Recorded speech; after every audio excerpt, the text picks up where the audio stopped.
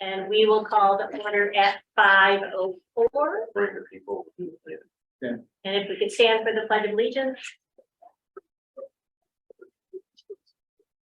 I pledge allegiance to the flag of the United States of America and to the republic for which it stands. Stands one nation, under God, indivisible, with liberty and justice for all. Thank you, everyone. Item C is public comments. Normally, we obviously would open up public comment to anybody in person first, then virtually. We do not have anybody with us here in person. It doesn't look like we have anybody online as well. So we will move right on from public comment. Next item is minutes. Could I get a motion to approve the attached February 15, 2023 minutes? Motion. I need an online second. Second. Thank you. Any discussion? All in favor? Aye. Hey. Aye. All right, all opposed? All right, motion passes. Next, it's received 213 through 313. So we did have one piece of correspondence included in our packet. A response to this particular item was drafted and returned back to the individual who submitted it in conjunction with, I know most of you worked on it. We had a couple people involved in making sure we analyzed the question completely and got a thorough response back. So that's been the communication that's been resolved. Always take the opportunity for community members to remember there is a way certainly to correspond with the building committee at any time. At the bottom of our landing page of our website, there is a correspondence form or contact form. Please, by all means, take the opportunity to put questions, comments, anything that you'd like to get to us, and we will return that as soon as we can. So we'll move right on to reports. Nothing specific to report on the chair report this week. We'll talk a little bit more about communications later, which I think will be pertinent to the building committee, but not just specific for me. So town council liaison report, we're missing, we have some conflicts this evening with another town council meeting that's happening. So we don't have a town council liaison report at this moment. Board of Education liaison report, Sarah or Beth, anything in particular? Nothing for this committee, no. Busy with budget. All right.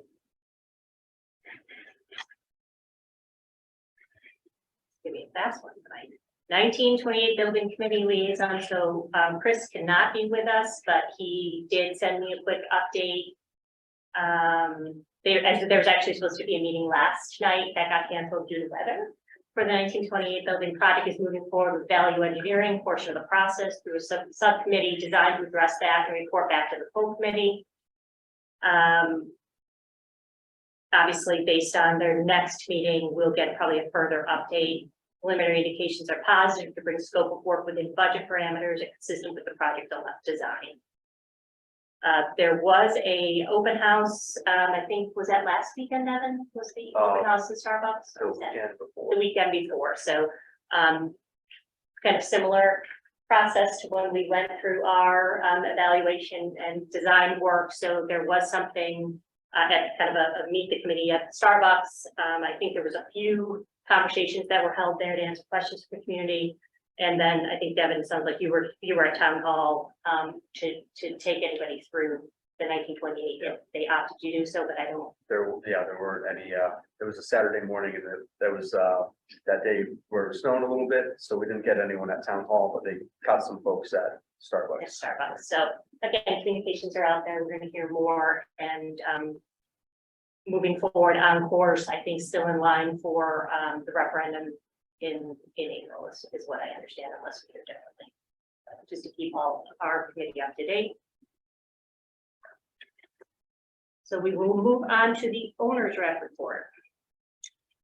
Okay, so just a couple of things to update everyone on. The first thing is we are drafting the next state payment request, so we'll get that submitted to the state. So the town can get paid for their second payment, for both the high school and central office. So we'll put the invoices together for that. We had revived the professional team meeting between ourselves, ONG and TSKP. We've been meeting on Fridays to kind of review any hot RFIs or submittals that are coming through and making sure that we're staying on task and we're getting things answered quickly. The next thing is we have also been working with the decision-making group in terms of determining colors, which has been a hot topic as of a couple weeks, and getting final decisions on those, as well as FF&E procurement and starting those top conversations on what types of furniture everyone wants to see within the school. That's what the design group, I'm sorry. And then we've also been reviewing some other VE items. And then just working with the decision-making group on reviewing change orders or other project items that need to be reviewed.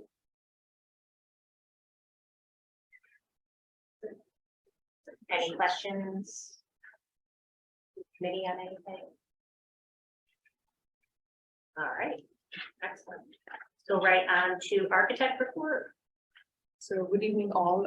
So we are diligently working on like reviewing and returning RFIs, critical RFIs and submittals to ONG, and some of them are like steel shops, as mentioned before, then hollow metal doors and frames, casework for A, B, and C, and also interior like fixture product data. And so last couple of weeks, we have been working like in coordination with the Farmington design team, CSG and ONG. We kind of finalized the 3 colors for the ground face CMU, and we also gave the field colors for the stairwells too. So the next thing is Yukon and his team is working on kind of putting together this patterning for the main concourse space. So that's going to be released soon to ONG, and also the colors for the auditorium and music area. That's also the next thing that's coming. And for the exterior of the building, we have these precast bands.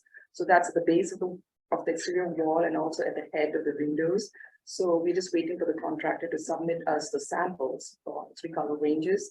And so once we get that, TSKP will quickly make a decision on the colors and release it to ONG. That's a critical item for next.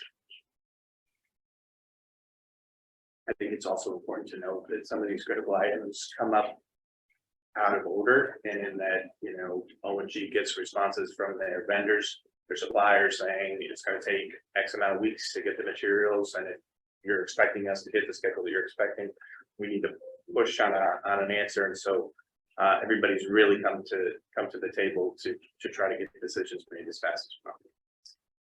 As far as everything's in place, we need to have the right decision-making groups in place and everything you need, or? I think so. I think in the last few weeks, we've ironed that process out a little bit, streamlined that a little bit, and we've got the right eyes on the right materials. Definitely, based on that, there's probably different pieces that are weighing in on their opinions. Correct. For this thing, so. All right, The best thing that we hear is cooperation that's going on between all 3 professions. You know, ONG is bringing up where they need some help. Design team is stepping up their effort, and we're not hearing about any problems because they're taking care of it. So the cooperation should be, you know, it's appreciated and absolutely, yeah.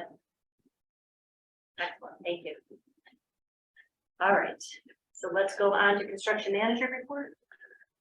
Well, I just wanted to briefly go, issued a CM report. It's comprehensive, so I just want to just quickly show you the sections. And then if you have any questions, I can quickly answer them. Is this I found 2 grammatical errors on page 3, so this one's for the record. Quickly, just scroll. So that's just our standard cover letter. We have our staff that's currently stationed on site. We have a summary data sheet, our cost control report, an owner's change log, which as the project progresses, this report will become much longer. Our in scope, which is our contingency changes, they'll be categorized separately under the CM in scope changes log.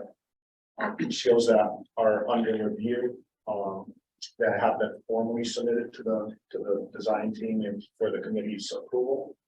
On pending contracts, if we have contracts that haven't been let out, we have a section for that. Cost schedule impact items, I provide a narrative as far as the overall cost impact items of the entire project.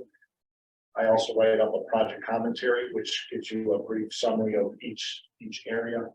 And then our updated schedule, which the run date of the schedule that was included in this schedule, in this report was March 13th.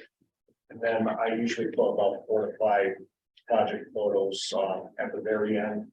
And we use open space, which I've already shown you that format. You could just quickly scroll through. That's our staff that we currently have on site. All names that you're already familiar with. And if we have any changes, I'll indicate it on this sheet. This is the project summary data. Basically, this is the summary data of the GMP. CSG has their, so this doesn't include any soft costs.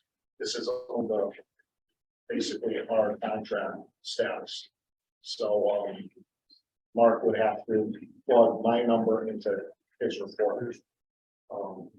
But you know, funds available, that is an overall number that includes contingency, GMP allowances. It has the tennis courts that hasn't been bid out, it has to be rebid. So that is an overall same number. So this is our cost control report.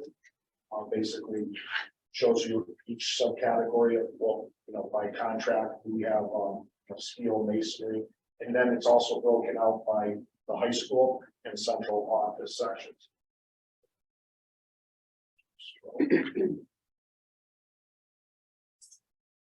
After that is the owner change log. We only had 2 changes. You know, the base trap is still under decision-making group review, and the one that was approved was the last month was the PCO for the track and field. So that's in this section. There's nothing under CM scope changes, but by the end of the project, there'll probably be a few of those in there. So anything. Hopefully nothing.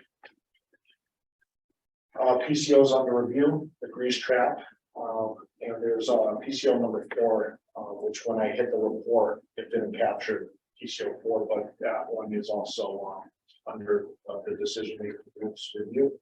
Next month you'll see that. These are the the pending contract that we have is the acoustical, both on the high school and renovation. It's one contractor, but it's one of the contracts that hasn't been put into our cost system. So this amount reflects in the summary data as pending contracts. So cost schedule impacts currently schedule coordination in our bid modeling or bid coordination submittals. If if we see something in the submittal that comes up that has a major cost impact, RFIs, which are your request for information, and overall construction. Currently, no significant or cost or schedule impacts, which is good. So this is my project commentary. Just overall, I break it down by site work activities because those, once the high school is done, there's still site work that takes place until May of 2025.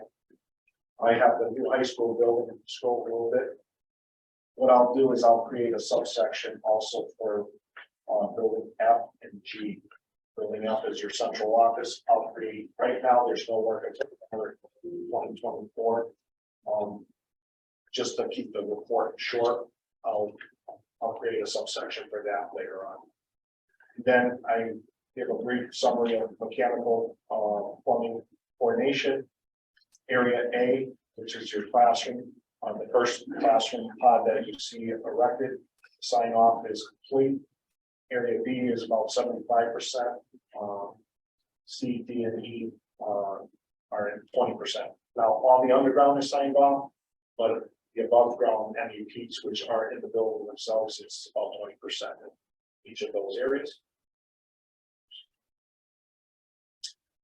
Last month, I provided a project schedule update narrative. Last month, we were at 7 days.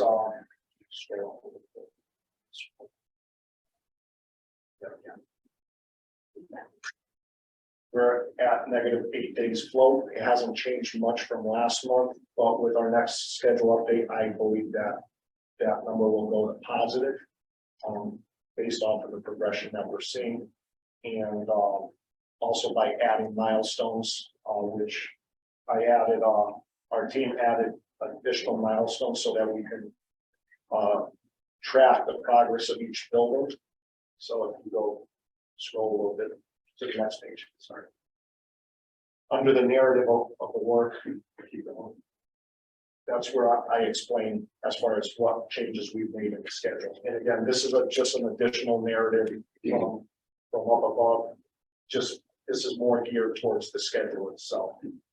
It's more granular than the high level summary that I have. This is a description of the critical path items, and then changes to the schedule, which on the next page, we added these activities. Area A, construction complete. B, you'll have one substantial completion for the entire project, but in those, each building, we're putting a completion milestone. And as we go along, I'll add milestones for activation of rooftop units. And once the fire alarm system is up and running, we'll put milestones to identify those areas as well. So we didn't add any WBSs, which is just another workflow subsection. We, if we have an RFI or something that subsection that we have to break out, that's a WBS. Nothing is added this month. And then you could scroll through the entire schedule. This is every line item here. Laurel has shared this schedule in the past with pre-construction. This, when you have free time, just you want to put yourself to sleep, that's the schedule. And if you go all the way to the end to the last 4 pages, that's where I put the photos. These snapshots were taken last week.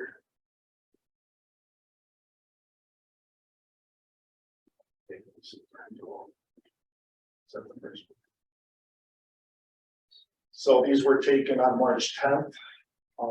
Again, you get the plan view of where that photo was taken, and over here you'll see like a triangle. That's the area that the camera is facing. So they were placing concrete that morning. Actually, I have a better shot of where that shot is taken. So the building C, which is your tech ed STEAM classrooms. So that's the far end of the building. This is the structural steel. So these are the temporary stair towers that we're going to be using to access the 3 levels until we have the permanent stairwells in.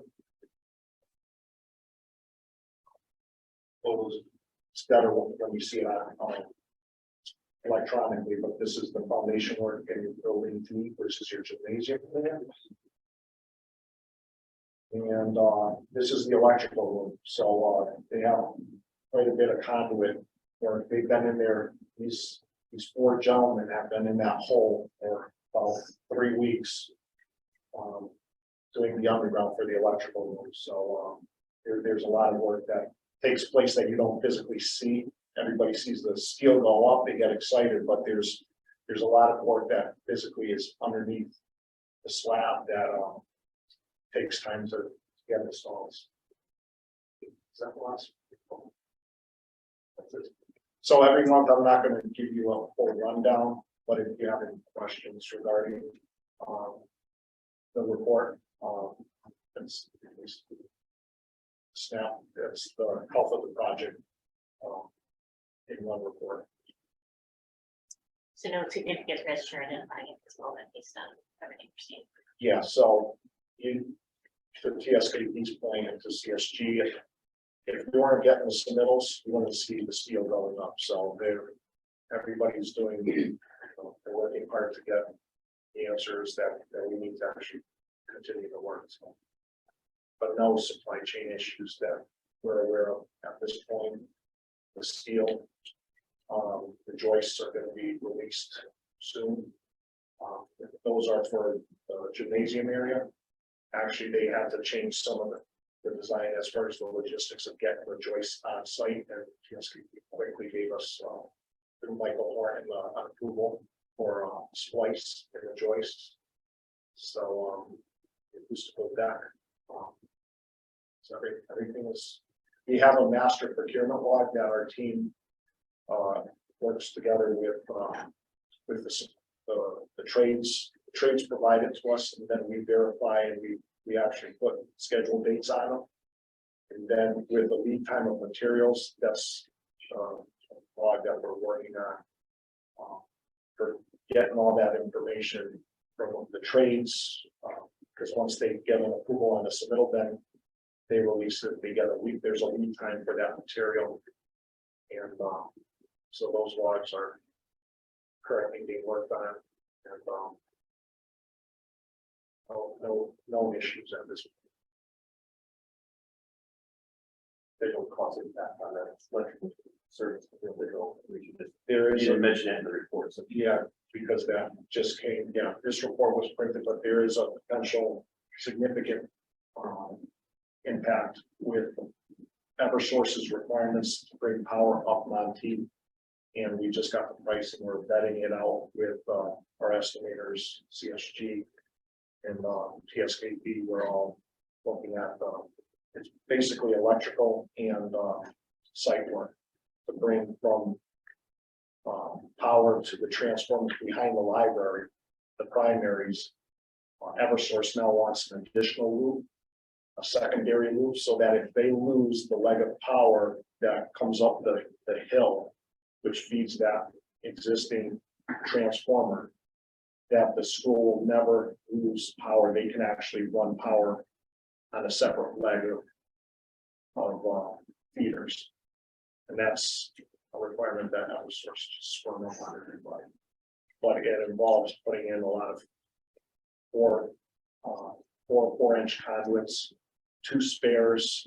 If we're also adding some spares for the school's fiber as well. Underground, they have to be encased in concrete. So that's a significant cost, but that's not a supply chain issue. And that's Eversource's requirement, or because this is school This is. is a new service feeding the project, yeah. So they want redundancy in their system. Connecticut Water has done the same thing, but Connecticut Water is actually absorbing that cost. Yeah, that's what that's their And requirement. Eversource, Not sure why we're. Right, so powers that may be, they probably, they're gonna be selling power to the school. Yeah. They. So it's currently not reflected in the report and the In this numbers. one, right? This report was done last week, and those prices just hit us literally Monday and Tuesday. We just received Iacucio's number late yesterday afternoon. Yeah, order of magnitude 300,000 $336,000.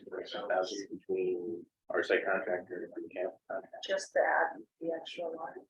It's a duct bank, it's a bank of underground conduits that will. Yeah, similar to what you see there, but But about 1,000 feet of it. it's 1,650 feet, so then it has to be encased in concrete. So that, that's typically the requirement if you're putting these conduits in a road. So that if you hit them, they don't get electrocuted.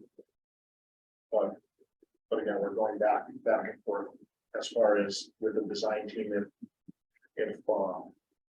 you know, where on Monteith do they want it in the center of the median? Do they want it towards the library side? There's fiber optics on the right-hand side near Town Hall. I think that's the area you want to avoid because you have your existing fiber that runs up there. But right now they're showing it going up the middle of Monteith, which I believe she has to open up everything. Excavate, backfill, fill with concrete. In the price of PVC, that's significantly this year. But the original service that we bought for the documents today, right, is from existing transformable to the high school. Which is behind the library. From behind it. Just behind the library. Fairly short run versus Correct. running from Which the I know floor all the way up that part of the the hill. conversation all along, which made sense. Now this has come up as something they feel. And, you know, Eversource is supposed to provide this information early on, and they're just, it's been a struggle just to get this information from them. Because we actually started requesting the permanent power 6 months ago. Then we came up with this proposal request. Is that a weekend? About that a week and a half ago, 2 weeks ago. And Russ is still working with it, right there. Russ on the back end is working with the town representative from Eversource. Hopefully, And Tyson Kim's design team, Corona, also needs to get in the loop, or is in the loop, isn't, because they gave us the design on the documents, so they need to get back and respond.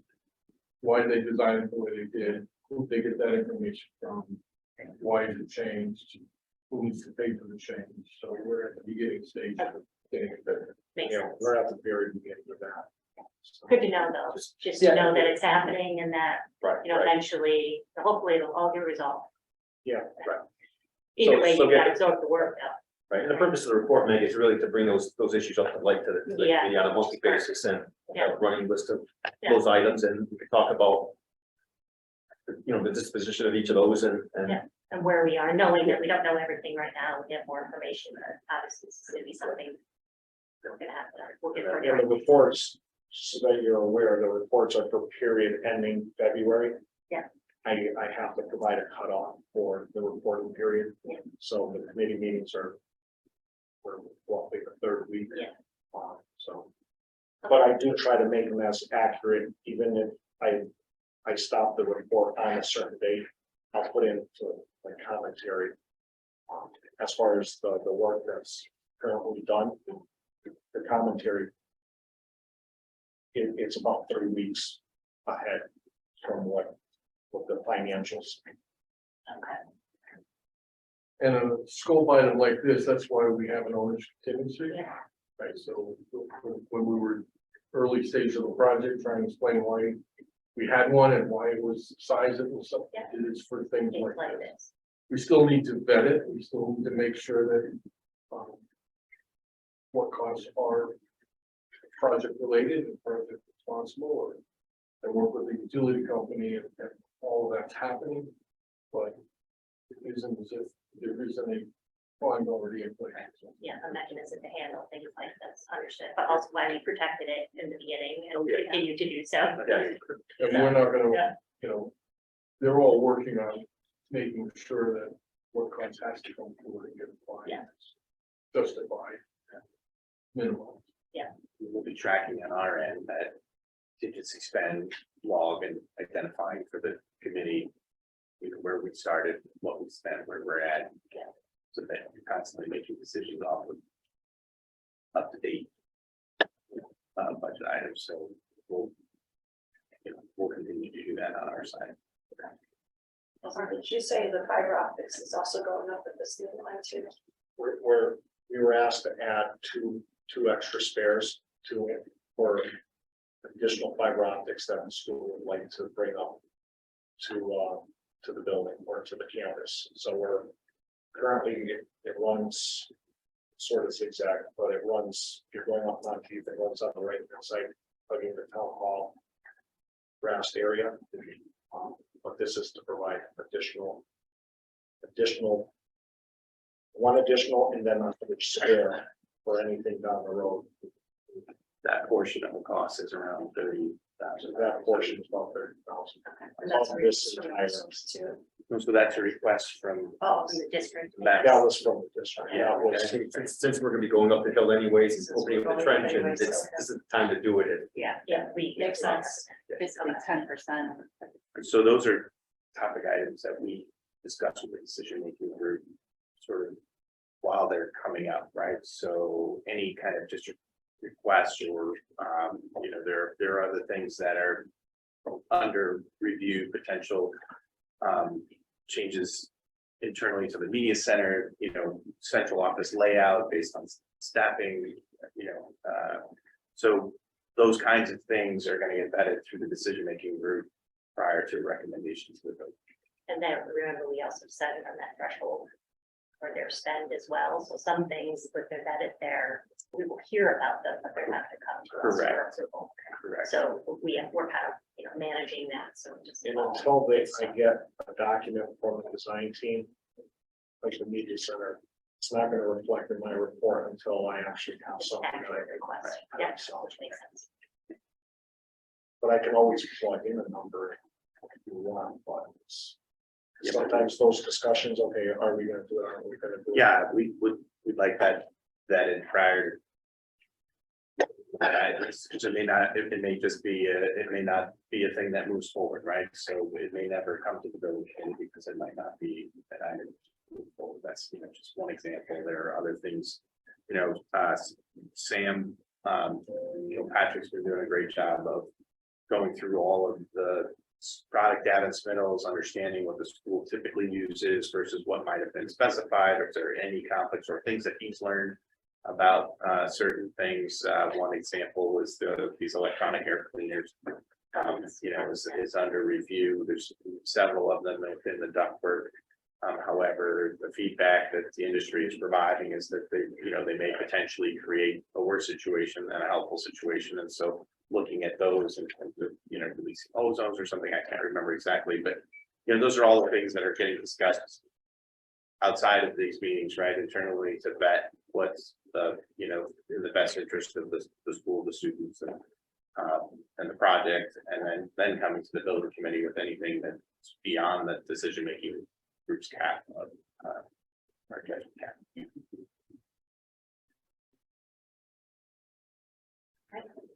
Any other questions or further clarification for now? No? So everybody in their mind is okay? I have one question for Nelson. Go ahead, Michael. And it's not anything that we covered. It has to do more with just sort of supply line issues. Are we feeling comfortable with the timeline that we have for our generator and any switches related to the generator? So the switchgear, it was released in December because Yep. that's sometimes it can run 56 weeks. Right. But no, they contractually, Ferguson, put into their contract with Siemens that, the date that we have in our schedule for starting up RTUs,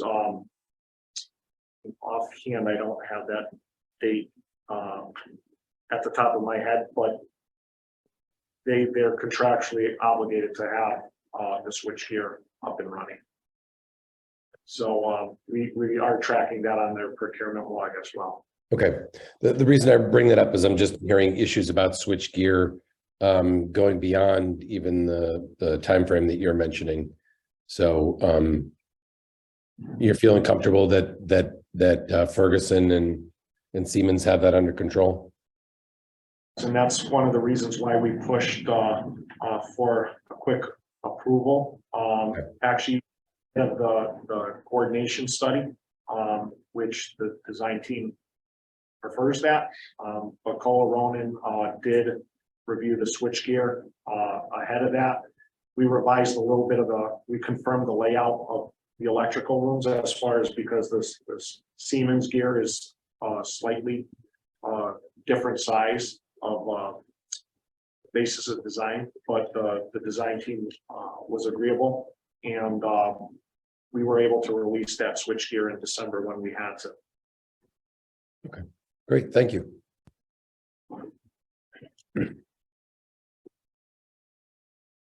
Any other questions, comments? All right, excellent. Thank you. Absolutely appreciate it. We'll go right on to communications subcommittee report. So we did have a communications subcommittee meeting just prior to this meeting. Talked about a couple things, some website updates. So hopefully the building committee and all our members have had an opportunity to go and take a look at the landing page. Where now Devin has done a great job doing kind of scrolling view of some progress on the building. So if you do get questions out of the community, it's a nice little snapshot, a summary, and some photos. If people don't have the opportunity to come up here and plug some aerial shots to see a different view. So nice point of communication, I think, for the community. So that's out there, and we'll keep that maintained moving forward with new images. We also talked about the newsletter. So we're talking about the next newsletter going out May 1st as of right now. So that is in alignment with a couple different things. It's making sure obviously that we've got the content ready in preparation for that, but also to align around the topping off ceremony that we are planning to hold. So this is in replacement of the groundbreaking ceremony, a different view of that. We did discuss that further in the meeting, and wanted to make sure we talked to the building committee specifically about a date for that event. So right now we are thinking of May 13th. That's a Saturday at 9 a.m. I will mention it is Mother's Day weekend, but it is Saturday before Mother's Day. So we wanted to put that out to, and when we say 9 a.m. start, we're being very cautious around the timing of this meeting. Literally no more than an hour total for everything, not hour of speaking, maybe 15 minutes of speaking, and then have an opportunity for people to sign the beam. The marching band hopefully is going to be there to support us, do a few things like that, and do have some obviously some speaking in there, but that wouldn't be the main portion of the event. So wanted to throw that out to the building committee. Any concerns around the date itself?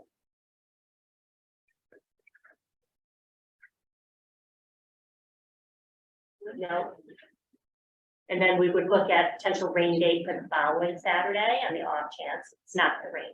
We know it's not, but just on the off chance that it did. So what we're actually planning on doing based on that information that will also be included in the newsletter, just a general kind of invitation out to the community to welcome them that morning with us. And then Russ is actually helping us out with trying to get some students. I think Wendy's always going to do some work as well on this to help coordinate at our next communications meeting, which I think we're scheduling for the April 5th. I believe to really kind of nail out some of the details of this and make sure we've got our scheduling down, make decorations and things like that to make it, as celebratory as possible. So it makes sense to everybody. The goal here would be to get the newsletter out approximately 2 weeks or so prior to the event, so that it hits people's mailbox in time, hopefully to join us, but not too soon, or people lose sight of it actually on their calendars.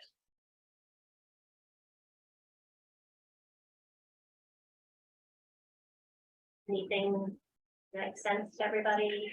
Or are you guys online? You're okay with that?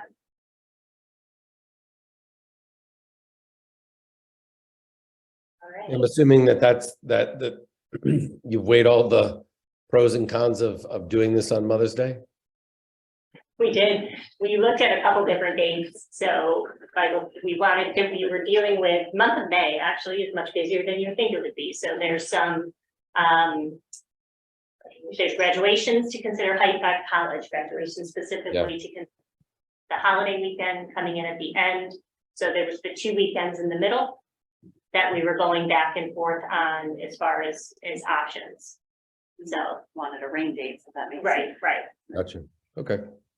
It's the day before Mother's Day, it's not a day weekend, I get that that's a challenge. Yeah. Yeah, I think that's fine.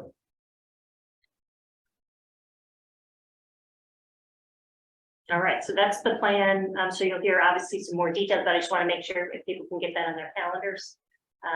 Again, we're going to try to do obviously very short speaking, have major representatives from town. We're also thinking about bringing a potentially teacher as a student. The student would hopefully maybe represent the graduating senior class, the first senior class of graduation in the building, which makes them sophomores. They'll be the sophomore student, and then maybe some representatives, our town representatives that we can invite as well to say a few words.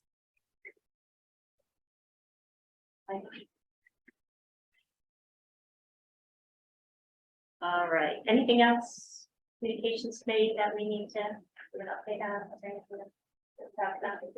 that everything? Yeah. Still been talking a lot. All right, so financial subcommittee report.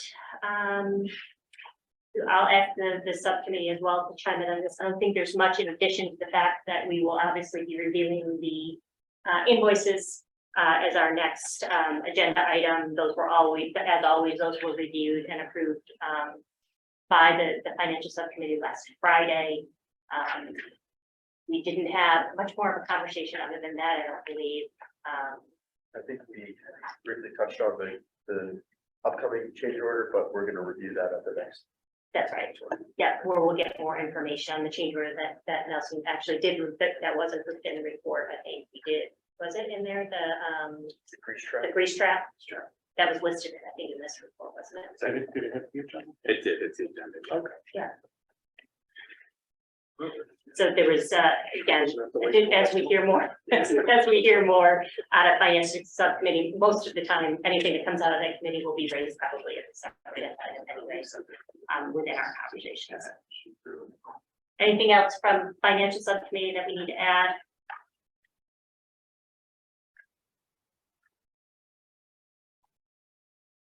All right, financial report, anything done in specifically or nothing new? No updates to the financial report. Okay. We will see obviously an update to that when the next newsletter goes out. That's what comes out of that report, as well as if there are any incremental costs based on the topping off would all come out of those funds. Okay, so why don't we go right on to item G, new business. So could I get a motion to approve the following invoice package for Farmington Central offices? Motion. Second. All right, we'll open this up for discussion. I don't believe there's anything distinct about this. This is the standard invoice from CSG for Farmington Central office, correct? Not Correct. unique.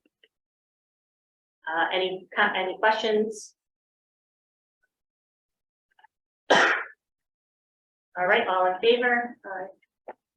Aye. Opposed?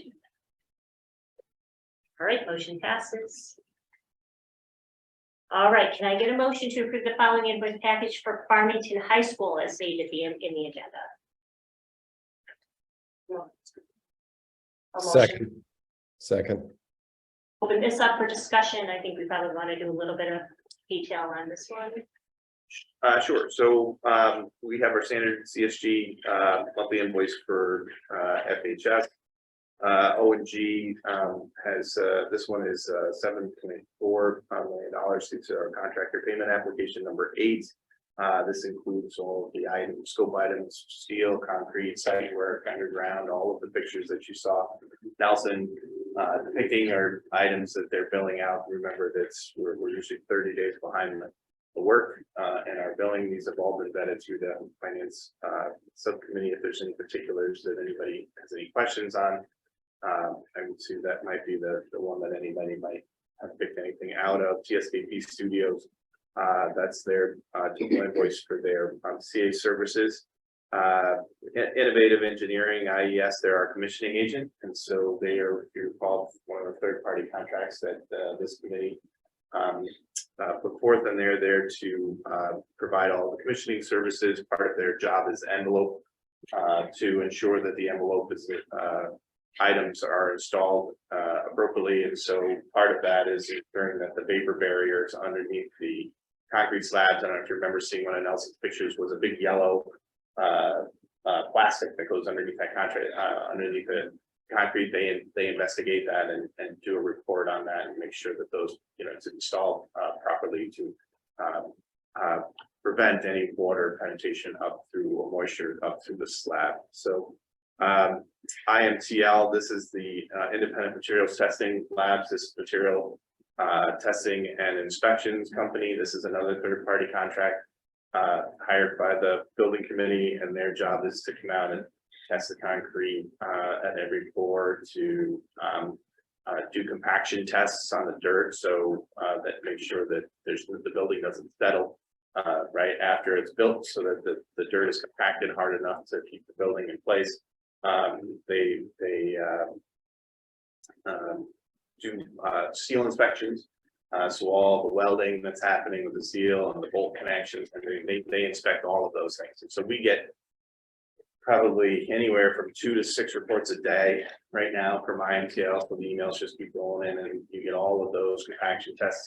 So not only what they're inspecting in the field, but what they're testing in their labs. So they're bringing materials back, they're bringing these concrete cylinders back, and then they actually let them sit for 7 days, and then they break them. Make sure that under stress, and so they make sure that the concrete withholds a certain amount of stress. So probably way more than you guys need here today, but those are the kind of things that they're doing and billing you for what you're paying for. And that was all of the items. And just the reason why we see it 3 separate. So that's a good question. IMTL bills, they're not billing on a monthly basis. We asked that they start billing on a monthly basis. So that we're not seeing as many random invoices coming in from them. Because our team will verify that we actually had a report and that we have a sign-in sheet that they're actually showing up for the half days or the whole days. And we actually do pick up every so often on an error, which they actually retracted one of their reports. But Because it should be once a month instead of one a week. Yeah, or whatever. Or one every 2 weeks. Good question.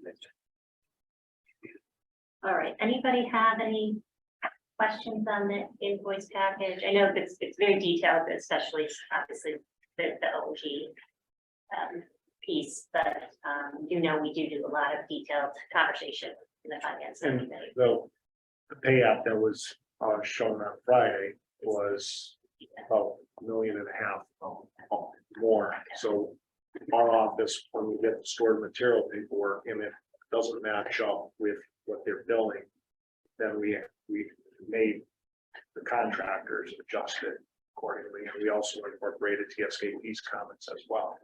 So from Friday to today, actually, the notarized copy is, it came down significantly.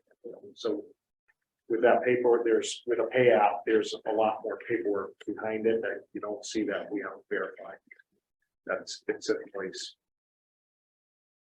A lot of checks and balances. CSG Sam does her review on the invoicing as well, identifies where she feels there's some areas that our contractor might be overbilling. All that gets taken into consideration. All right, any questions, thoughts, comments?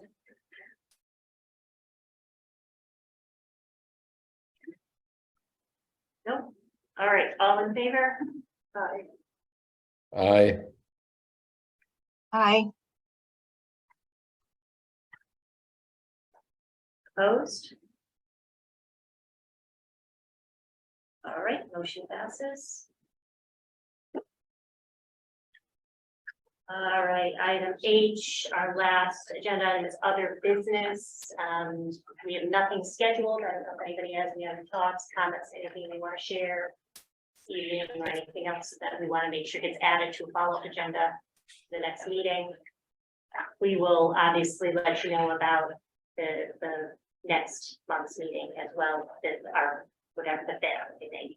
There's a very good chance, unless the professional partners say differently, that we'll cancel the regular scheduled building committee, but maintaining the communications, as I mentioned before, to make sure we do some additional planning for the top of the ceremony. So watch out for email on that.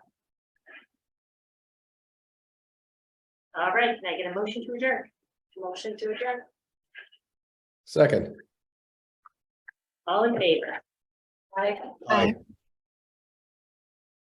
Opposed? All right, the motion passes. We'll adjourn at 5:54 this evening.